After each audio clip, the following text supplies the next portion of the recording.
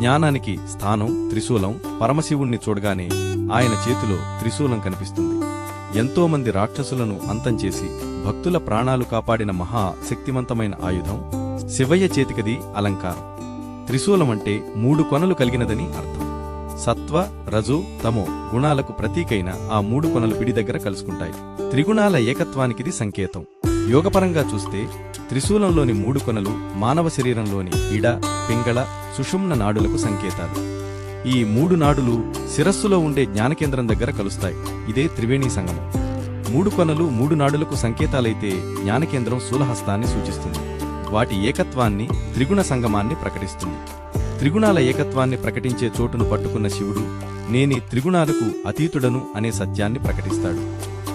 అంతేకాదు భూత భవిష్యత్ వర్తమానాలనే త్రికాలాలకు, జాగృత్ స్వప్న సుషుప్తులనే త్రిస్థితులకు తానే అధిదేవతను అనే సత్యాన్ని కూడా త్రిశూలం ద్వారా పరమశివుడు తెలియచేస్తాడు.